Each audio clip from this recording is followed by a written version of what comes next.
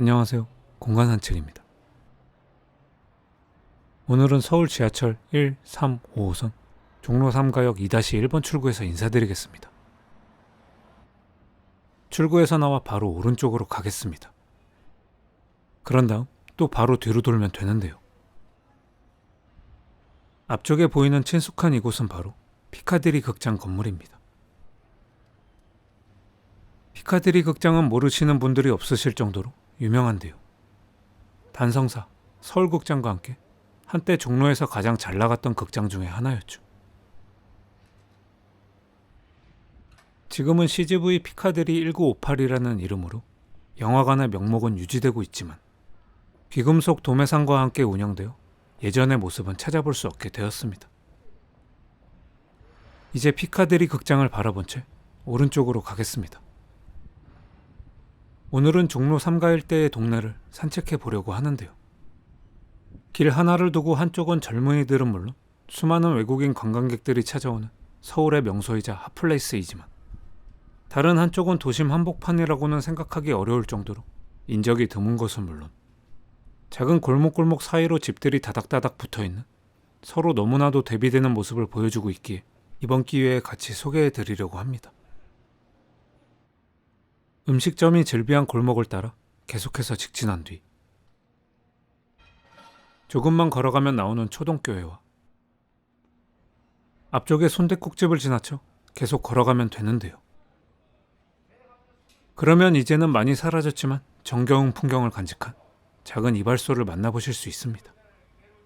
이발비 7,000원. 정말 싸네요. 이제 피카디리 이용원을 끼고 왼쪽으로 가겠습니다. 골목으로 들어온 뒤 조금만 더 걸어가면 앞쪽에 진약국과 함께 더 좁은 골목을 만나보실 수 있는데요. 이곳이 조금 전 제가 말씀드렸던 서울 도심 한복판이라고는 믿기 힘든 곳인 서울 종로구에 위치한 돈이동 쪽방촌입니다. 돈이동 쪽방촌은 1000평 정도 되는 대지에 84채의 건물과 730개의 쪽방 그리고 500여 명의 분들이 거주하고 계신 곳인데요. 이곳은 서울 종로구 창신동, 중구 남대문로 5가, 용산구 동자동, 그리고 영등포 쪽방촌과 함께 서울 5대 쪽방촌이라고도 불리는 곳입니다. 돈이동 쪽방촌이 형성되게 된 이유를 조금 찾아봤는데요. 일제강점기 시절 종로 2가와 3가 일대는 색조 골목으로 형성되어 있었는데 해방이 될 때까지만 해도 규모는 그리 크지 않았다고 합니다. 하지만 한국 전쟁을 거친 후 미망인들이 많이 생기게 돼요. 먹고 살기 막막해진 일부 여성들이 매춘에 종사하게 되었는데요. 그 후 탑골공원에서 종로 5가까지 이어지는 대규모 구역이 집창촌으로 형성되었고 또 이 지역 일대를 묶어 속칭 종삼이라고 부르기도 했습니다. 정부는 이 거대한 집창촌을 단속했었지만 번번이 실패했었는데요. 그리하여 1968년 9월 서울시는 나비작전이라는 대대적인 매춘 소탕 작전을 펼치게 되었습니다. 정부는 그동안 집창촌 단속 실패의 이유를 꾸준한 수요 때문이라고 분석을 했고 그 수요를 완전히 끊어버리는 것이 중요하다고 생각을 했는데요. 꽂힌 매춘부를 아무리 단속해봤자 이곳을 찾는 남성들인 나비가 있으면 아무 소용이 없었기에 나비를 박멸시켜버리기로 계획을 세웠던 것이었습니다. 나비작전이 공표된 후 한전 직원들을 총동원하여 100와트 전구를 엄청나게 설치했다고 하는데요. 이는 이곳에 출입하는 남성들의 얼굴을 확인하고자 함이었습니다. 저녁이 되면 경찰과 공무원들을 동원하여 이곳을 어슬렁거리는 남성들의 얼굴을 확인하는 것은 물론 이름과 직업 그리고 주소까지 철저하게 캐물은 결과 종로 3가 전역에 자리 잡고 있던 종삼 집창촌은 나비작전이 시행된 지 불과 일주일 만에 역사 속으로 완전히 사라지게 되었습니다. 그 후 이곳에 종사하던 여성들은 전국으로 흩어지게 되었고 이후 70년대에 들어 돈이동 쪽방촌은 저렴한 숙박비로 인해 일용직 근로자와 오갈 데 없는 사람들이 머물러 지금에 이르렀다고 합니다. 쪽방의 크기는 0.7평에서 1.2평 정도로 매우 작으며 월세는 20만 원대라고 하는데요. 너무나도 열악한 곳이기에 당연하게도 화장실은 공용으로 사용하고 있으며 주방기구도 대부분 버너를 사용하신다고 합니다. 각자 저마다의 사연을 가슴속에 품고 본인이 원하던 또 원하지 않던 이곳에서 힘겨운 하루하루를 살아가고 계실 텐데요. 이제 곧 추운 겨울이 다가오면 이곳에서의 생활은 더 힘들어지실 텐데 부디 이번 겨울만큼은 예년보다 덜 춥고 길지 않았으며 그리고 또 이곳에 계신 분들에게 계절적으로나 인생에서나 따뜻한 봄이 찾아와 대한민국 국민 모두가 잘 사는 그날이 왔으면 하는 바람입니다. 이제 쪽방촌을 나와 다른 곳으로 이동하려고 하는데요. 쪽방촌의 북쪽 출입구로 나온 뒤 바로 왼쪽으로 돌아 앞에 보이는 횡단보도로 건너가겠습니다. 그런 다음 낙원상가 방향이 왼쪽으로 꺾어가면 되는데요. 도로를 따라 걷다가 건너편에 종로 3가역 4번 출구가 보이고 CU 편의점이 보이면 오른쪽 골목으로 들어가겠습니다. 오늘 제가 두 번째로 산책할 동네는 바로 돈이동 쪽방촌 길 건너편에 위치한 익선동 한옥마을입니다. 익선동은 제가 굳이 따로 설명을 드리지 않아도 될 만큼 많은 분들께 사랑받는 곳이죠. 특히 외국인 관광객들이 꼭 거쳐가는 서울의 관광 명소로도 유명한 곳인데요. 조금 전 다녀온 돈이동 쪽방촌과는 달리 활기도 넘치고 또 이렇게 음식점에 줄 서 있는 모습도 볼 수 있을 만큼 너무나도 대비되는 모습을 보여주고 있었습니다. 익선동 한옥마을은 마치 요즘 만들어진 것 같은 기분도 들지만 무려 100여 년의 역사를 지니고 있는 곳인데요. 이곳은 철종의 생가이자 철종의 생부인 전개대원군의 사저 누동궁이 있던 자리였지만 일제강점기 시절 철종의 사손이자 친일 반민족 행위자인 이해승이 자신의 채무 변제를 위해 누동궁 부지를 팔아버렸고 이에 다시 도시개발자이자 독립유공자이신 정세권 선생이 이 일대를 매입하셨습니다.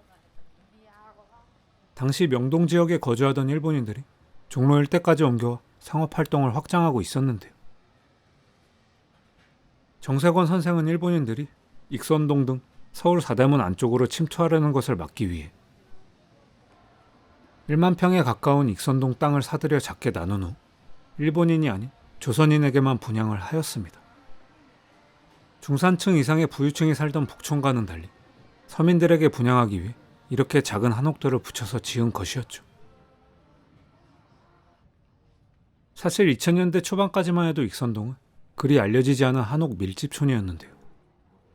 기존의 한옥들이 쇠락하기도 하고 또 종로 주변 상권이 개발됨에 따라 이곳 익선동도 다른 곳과 마찬가지로 아파트로 재개발한다는 계획도 있었지만 이 계획은 10여 년의 기간이 흘러 결국 무산되었습니다. 그 후 2010년대 중반에 접어들어 기존 한옥을 개조한 작은 카페들이 생겨나기 시작했고 점차 상권이 발전하면서 젊은 소상공인들이 유입되게 되었는데요. SNS의 발달과 함께 각종 영화나 드라마에 나오면서 점차 유명해지기 시작한 익선동은 서울의 대표 데이트 코스이자 핫플레이스로 부상한 것은 물론 이제는 외국인 관광객들의 필수 방문 코스로 자리매김하게 되었습니다. 익선동이 뜨기 시작할 때쯤 저도 앞에 보이는 빵집에서 빵을 산 기억이 있는데 이제는 줄을 서지 않으면 사기 힘들 정도로 붐비게 되었네요. 나만 아는 빵집 이었으면 좋았겠는데 말이죠. 하하. 익선동 골목을 돌아다니다 보면 특이한 외관의 카페를 만나보실 수 있는데요. 이곳은 낙원장이라는 카페입니다. 아니 갑자기 웬 카페예요? 협찬 받았나 보죠? 아닙니다. 제가 카페에 온 이유는 협찬을 받아서도 아니고 갑자기 카페인이 땡겨서도 아닙니다. 그 이유는 바로 이 카페의 옥상에 올라가기 위함인데요. 옥상에 오면 이렇게 익선동 한옥마을의 전경을 한눈에 내려다볼 수 있기 때문이죠. 정세권 선생께서 격자형 구조로 계획하신 이곳이 바로 연기 신도시 아니겠습니까? 하하. 익선동 거리를 걷는 내내 외국인 관광객들을 정말 많이 볼 수 있었는데요. 좁은 골목이지만 맛집과 볼거리가 가득한 것은 물론 한옥의 지붕과 함께 현대적으로 재해석한 인테리어가 어우러진 모습이 외국인 관광객들의 마음을 사로잡은 게 아닌가 싶습니다. 이곳을 산책하다 보니 저도 모르게 여행을 떠나고 싶다는 생각이 들더라고요. 저기 어디 남부 프랑스의 따뜻한 햇살 아래에서 커피 한 잔 즐기는. 하지만 그렇게 시간을 내어 먼 곳으로 떠나기는 어려움이 있으니 여러분들도 어디 멀리 가지 마시고 이번 주말 서울 중심에 위치한 익선동에 오셔서 맛있는 것도 드시고 커피나 차도 즐기면서 추운 겨울이 오기 전 아직은 따뜻한 가을의 햇살과 함께 공간 산책의 영상 참고하시어 익선동 거리의 다채로운 풍경들을 만끽하고 가셨으면 좋겠습니다. 이제 익선동 고기 골목을 지나쳐 익선동 한옥마을을 빠져나가겠습니다. 이번에는 종로 3가역 8번 출구 쪽으로 갈 예정인데요. 횡단보도를 건너 종로 3가역 8번 출구가 보이면 출구를 지나쳐 오른쪽 골목으로 들어가겠습니다. 이곳은 종로 3가역 일대에 위치한 종로 귀금속 거리입니다. 많은 분들께서 아시는 것처럼 이곳은 국내 최대 규모의 귀금속 전문 상가인데요. 1960년대부터 시작된 귀금속 거리는 전국 주얼리 물량의 70%를 차지할 만큼 지금까지도 활발한 거래가 이루어지고 있지만 지금 보시는 것처럼 대로변과는 달리 안쪽 골목은 많이 한산한 모습을 볼 수 있었습니다. 토요일이었기에 문을 닫은 점포들도 있겠지만 그래도 예전에는 평일 주말 할 것 없이 인산인해를 이루었던 것 같은데 공실인 가게들도 꽤 있더라고요. 예전보다 결혼을 많이 안 하기도 하고 또 하더라도 예물을 줄이고 실속적인 결혼식을 추구하는 사람들이 많이 생기다 보니 아무래도 수요가 많이 줄은 게 아닌가 싶습니다. 경기가 안 좋다 보니 사치품인 귀금속을 사지 않는 것도 있겠지만요. 골목 안쪽을 걷다가 다시 대로 쪽으로 나가다 보면 큰 규모의 건물을 볼 수 있는데 이곳은 단성 골드 주얼리 센터입니다. 사실 이곳은 저와 비슷한 연배이거나 저보다 형님 누님분들은 훨씬 더 잘 알고 계시리라 생각하는데요. 1907년 한국 최초의 상설 영화관으로 지어진 단성사가 자리하던 곳입니다. 1919년 10월 한국 최초의 영화 의리적 구토가 이곳에서 개봉하면서 단성사는 한국 영화사의 뿌리가 되었을 정도로 의미가 깊은 곳인데요. 하지만 90년대 말 복합 상영관인 멀티플렉스가 보편화되면서 2005년 단성사도 멀티플렉스 영화관으로 재개장되었으나 CGV 등의 멀티플렉스 체인들에 밀려 결국 영화관으로서의 명맥은 끊기게 되었습니다. 저도 영화를 너무너무 좋아해서 단성사, 피카디리, 서울극장에 정말 많이 왔었는데 이제는 이름으로만 남아버린 그곳들을 기억하니 마음이 참 씁쓸해지더라고요. 오늘은 서울의 중심 종로 3가역에서 출발하여 서울 한복판이라고는 믿기지 않는 모습의 돈이동 쪽방촌을 둘러본 후 돈이동 쪽방촌의 길 바로 건너편에 위치하였지만 그와는 달리 너무나도 대비되고 활기찬 모습의 익선동 한옥마을과 함께 종로 귀금속 거리와 추억의 극장인 단성사를 산책해 보았는데요.